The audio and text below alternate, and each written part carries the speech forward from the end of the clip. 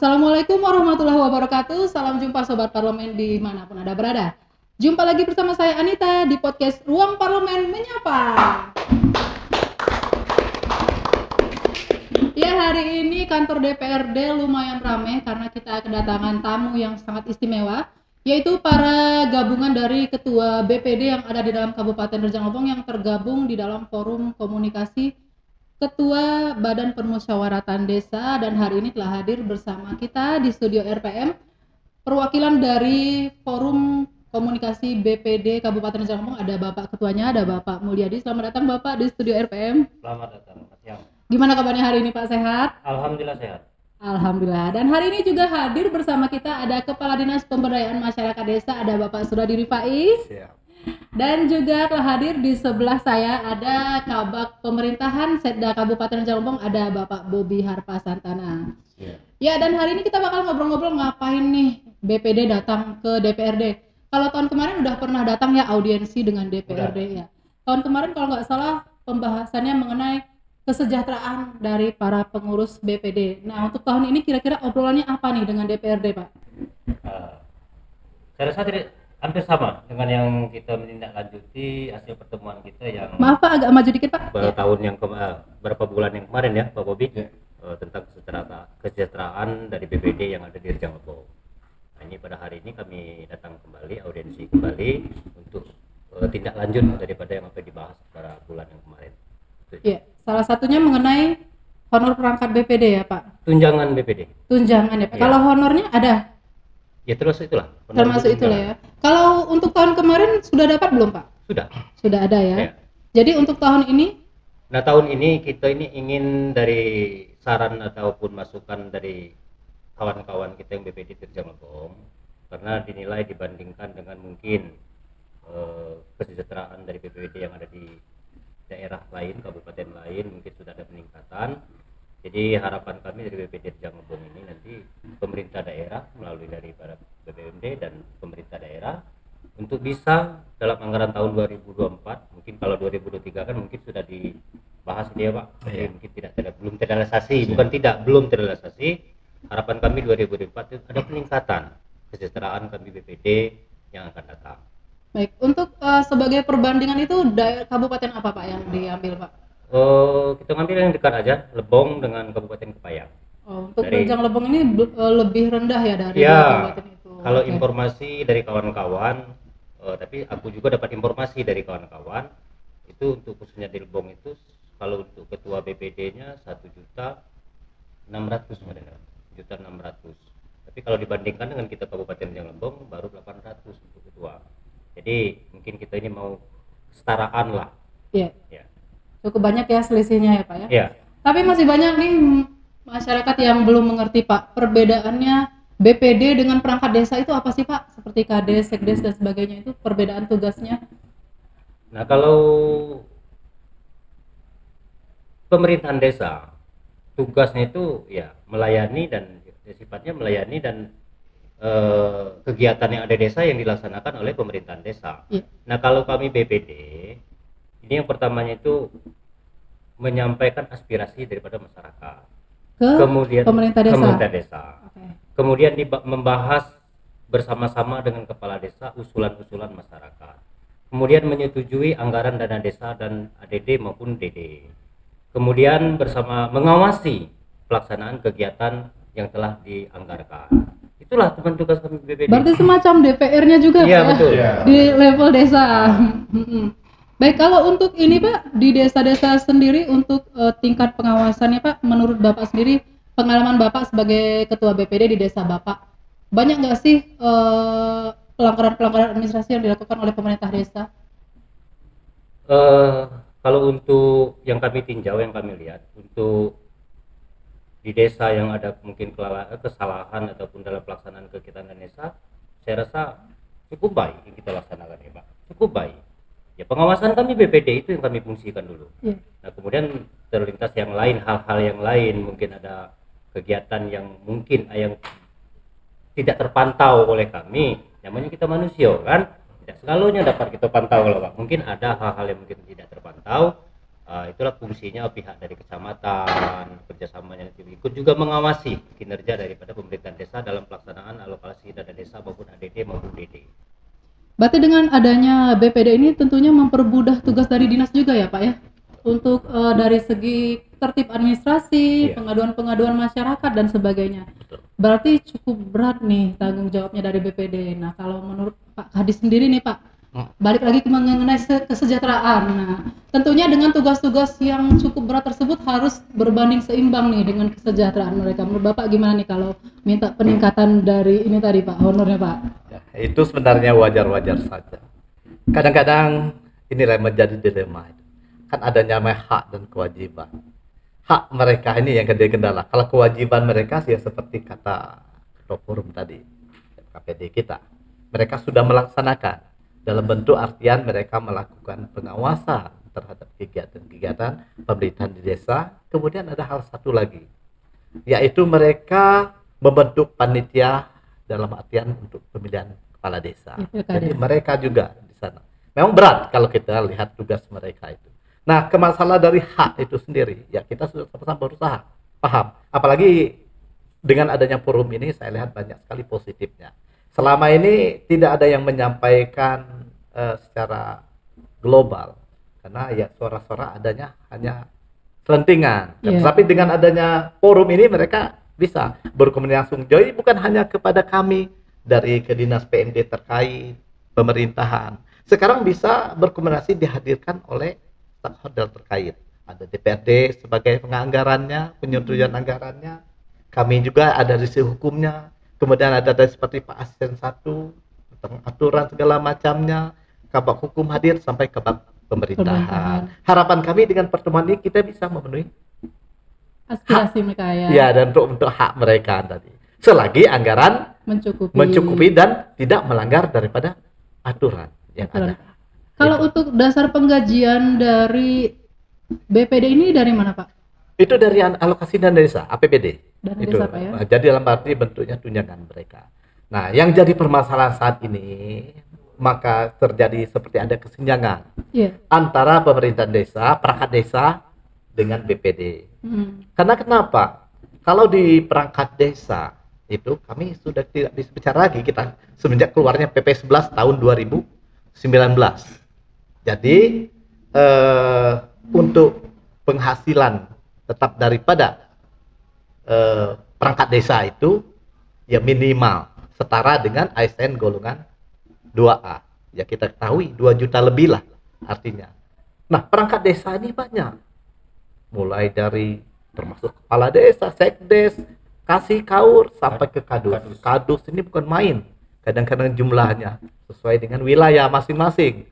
Ya, kadus yang paling bawah sekarang ya harus kita penuhi. Ya.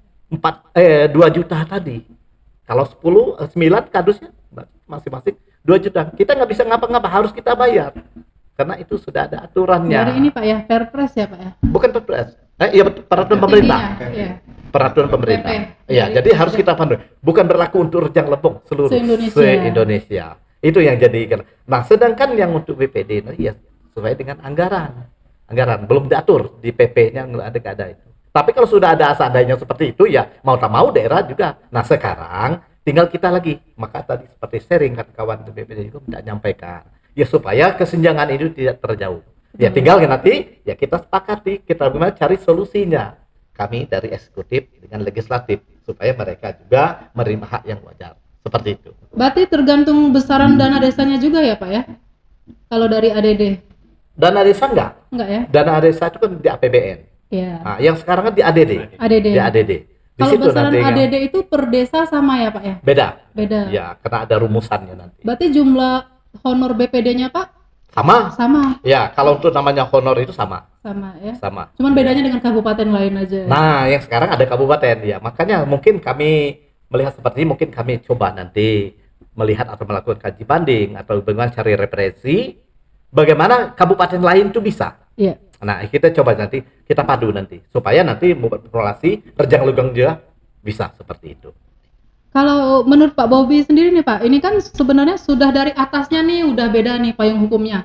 Seandainya payung hukum mengenai perangkat desa dan mengenai BPD ini disatukan, mungkin tidak ada kesenjangan antara perangkat desa dengan BPD ini. Menurut Bapak sendiri gimana, Pak?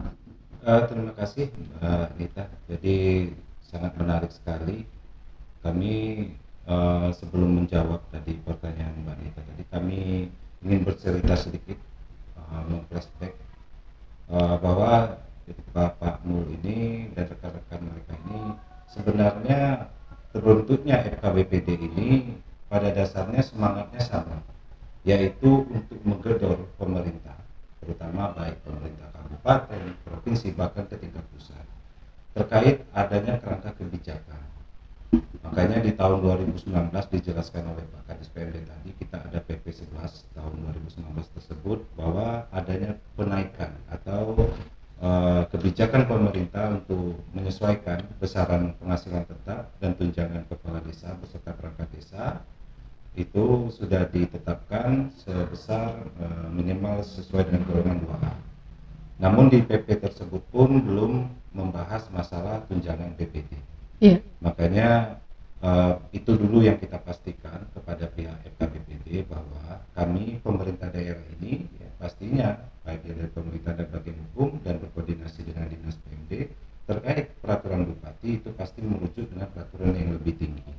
Makanya di PP 11 tersebut kita punya pengharapan melalui FKBPD ini nanti adalah satu bentuk nyata mereka akan mendorong ke pemerintah pusat ya, baik melalui kita pemerintah daerah, pemerintah provinsi, nanti naik ke tingkat mungkin besar ke tingkat presiden nanti untuk mengambil keputusan terkait besaran ini. Itu yang pertama sekali kami ceritakan kronologinya mengapa hari ini pun FKBPD kita di Rejang Lebong kita apresiasikan karena kita di tahun 2021 kemarin kita yang pertama membuat forum komunikasi BPD ini di Kabupaten Rejang Lebong khususnya di Provinsi Bengkulu.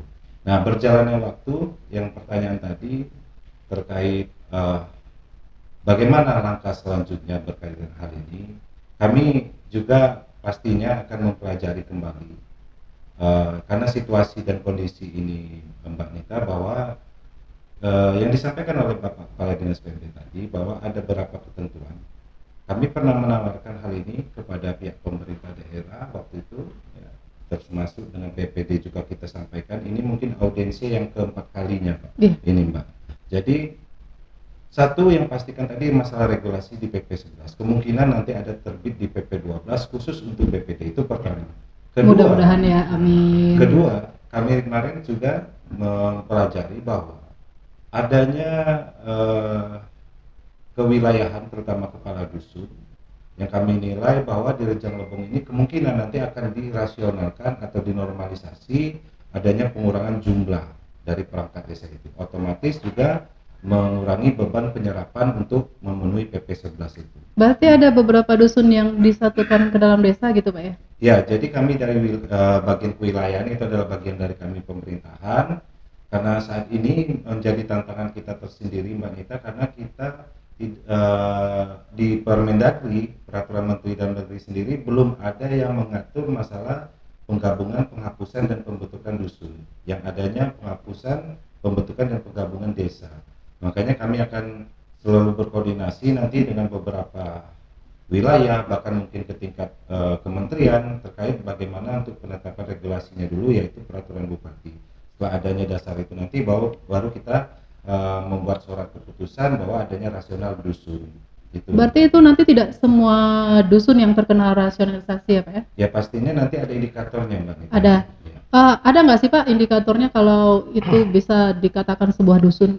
Ya itu jadi di peraturan menteri itu cuman terakhir ditetapkan itu terkait dengan pembentukan, penghapusan dan penggabungan desa saja, tapi tidak sampai ke tingkat dusun. Rinciannya ya? Iya. Oh, Di okay. peraturan menterinya. Tapi tentunya ini bakal jadi kontroversi lagi nih. Gimana kalau digabungkan berarti ada beberapa jabatan yang hilang kan Pak? Salah satunya kepala dusun. Ya. Nah kalau ini berarti mereka kehilangan penghasilan juga gitu Pak ya? Enggak, jadi begini. Jadi kami tidak bisa memastikan bahwa terkait masalah pemerintahan desa ini sendiri di Undang-Undang Nomor 6 sudah pernah kami dikomunikasikan bahwa ada wacana bahwa adanya evaluasi atau perubahan dari Undang-Undang Nomor 6 itu sendiri, bahwa nanti ke depannya kepala dusun itu memang kemungkinan tidak ada lagi. Jadi kita nanti yang untuk kewilayahan itu sama seperti kelurahan, kita diwakili oleh kelembagaan masyarakat desa yaitu RT RW. Jadi yang kewajiban masalah PP 11 tadi tidak mengunci lagi di situ. Makanya nanti mengurangi beban penyerapan anggaran itu nanti bisa kita akomodir untuk kebutuhan BPD. Ya, bisa jadi ketua RT juga nanti Pak ya. Ya. Iya. Mudah-mudahan. Ini Pak balik lagi ke BPD Pak. Jadi selama menjalankan istilahnya pengawasan lah untuk pemerintah desa. Untuk masalah administrasi pernah, soalnya saya pernah dengar selentingan ini. Kalau aparat desa itu mereka nih nggak pernah ngasih laporan nih ke BPD gitu kan? Mengenai apa saja gitu, laporan keuangan gitu. Benar nggak sih Pak? Kecuali BPD minta gitu. Ya, kalau mungkin ada kejadian seperti itu, mungkin ada. Dari 122 desa yang ada di Rejang Lempong ini kan perjalanan kegiatannya kan berbeda-beda. Mungkin ada sebagian dari desa yang lain hal yang apa disampaikan tadi mungkin pernah terjadi, BPD-nya yang dulu minta baru dikasih pelaporan. Sebenarnya dalam pelaporan ini memang wajib itu kepala desa memberi laporan dengan Wajib, BPD, Pak, ya? wajib. Nah, kami BPD juga wajib juga melapor ke BPMD, pemerintah kami melapor juga dengan bupati. Iya. Kinerja kami dalam anggaran 1 tahun kami melapor tertulis hasil dari kinerja dari kepala desa. Itu. Ya mungkin perlu, kalau begitu kalau tidak semua desa melaporkan mungkin perlu disosialisasikan lagi Pak ya ke pemerintah desa agar memberikan laporan gitu agar bisa diawasi oleh BPD. BPD-nya juga harus aktif nih ngambil ke desa-desa. Balik lagi masalah dana nih Pak. Kan tadi dari pihak eksekutif sudah berkomitmen ini akan berusaha memperjuangkan kenaikan dari honor. Ini APBD kita kan udah disahkan nih Pak. Mungkin nggak sih bisa direalisasikan di tahun ini Pak untuk kenaikan? Kalau yang untuk tahun 2023 nih ya kemungkinan kecil Pak ya, karena 2023. Ya tapi harapan kami ya mulai dari sini kita susut. Ya untuk 2004 jangan sampai terulang. Iya. Ya minimal lah Ya. ada kenaikan, jangan sampai stagnan. Iya. Kita udah tahu kemauan mereka gimana. Kita lihat kinerja mereka gimana. Kalau sekarang sudah terlihat untuk di Rejang Lempong ini gimana antusiasnya, kemudian kualitas dari BPD kita. Kita juga menganggarkan Dinas PMD itu melakukan pelatihan dalam bentuk peningkatan kapasitas Badan Pusat Desa. Untuk Kita BPD, lakukan, Pak, ya? betul. Dari anggaran. Jadi harapan kami ya ke depan juga nanti pihak legislatif ya jangan coret lah. Iya. Kalau seandainya tujuan kami itu ya tupoksi kami itu tadi peningkatan kapasitas pemerintahan desa, kemudian ada kelembagaan desanya nanti ya tujuan seperti itu. Kenapa? Kalau mereka kualitasnya bagus ya otomatis yang bangga juga kita untuk bangun desa. Karena apa? Lihatan bangunan yang lebih karena ya di desa. Kalau Iya. di sekarang udah nampak bangunannya ya semuanya Garda dapat terdepan imbas. lah Pak Garda desa betul, ini. desa ini terdepannya. Kalau desa tertinggal ya kadang-kadang ya itu susah kita. Saya senangnya kenapa? Sekarang udah ada seperti dana desa, alokasi dana desa ditambah bantuan khusus lagi itu ada di desa. Ya tinggal sekarang desanya orangnya lagi sekarang itu. Ya silakan berkarya, berinovasi untuk membangun desa itu. Anggaran dana sudah. Kalau selama ini dikit-dikit apa? Di kelembagaan kami nggak bisa berkarya. Kenapa? Tidak ada anggaran. Sekarang sudah ada anggaran ada. Ya tinggal sekarang itu ya bagaimana berkooperasi antara lembaga desa dengan pemerintah desa itu supaya nanti timbulan itu bentuk pengerucutan sehingga desa itu bisa memanfaatkan dana-dana yang ada. Mudah-mudahan bisa terwujud lah Pak ya. Minimal tahun depan Januari udah gaji baru. Betul, itu Dan naik harapan gitu. kita. Beralih ke topik lain Pak. Ini sebentar lagi kan kita bakal menghadapi pilkada serentak, Betul. juga event akbar nih pemilu 2024. Persiapannya nih Pak baik di desa maupun di dinas sendiri gimana Pak? Kalau pemilu ya kita tidak perlu ini karena bukan di leading sektornya. Ya. Tetapi kalau yang pilkades betul karena PMD sebagai leading sektor karena panitia besarnya lengkap. Seluruh pemerintah daerah elemennya ada di sana termasuk Pak Kabak juga menjadi panitia ketuanya Pak Asjan 1 gitu ya, sampai ke Sekda Pak Bupati dan FKPD termasuk ketua DPR itu. Nah, jadi event daripada pelaksana pilkada serta ini kita ada 66 desa. Jadi sampai saat ini tahapannya sudah sekarang penetapan calon. Bakal calon kemarin akan jadi calon dari 66 desa.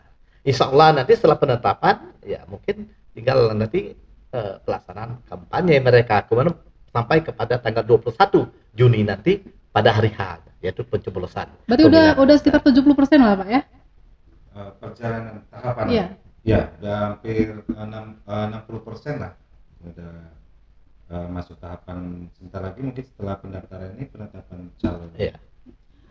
Kira-kira hal apa nih Pak yang paling krusial biasanya menjadi kendala pada Pilkades ini Pak? Apakah keamanan atau apa gitu Pak? Ya, kalau keamanan ya memang itu memang kita juga bersama tapi sudah di handle langsung nanti dari pihak Dari pengamanan pihak dari Polres. Mereka juga punya istilahnya di bawah mungkin melalui orang-orang mereka di Polres pengamanan, mereka sudah tahu dari dini di mana daerah itu sudah ada pemetaan bagi mereka di mana yang rawan segala macam itu. Jadi otomatis kalau masalah kerawanan ya itu tadi ya sama-sama. Nanti kita juga terus memantau saat ini di mana kira-kira yang rawan ya mungkin kita fokus. Tapi kalau untuk sampai saat ini untuk 66 desa dari jam dalam keadaan kondusif Dan lancar tentunya. lancar Pak, ya. tentunya ya. Mudah-mudahan nanti kegiatan Pilkades berjalan lancar, semua Amin. warga juga aman tentunya Amin, ya dan amin, mendapatkan para pimpinan-pimpinan desa yang tentunya memperjuangkan semua pembangunan desa bersama warga.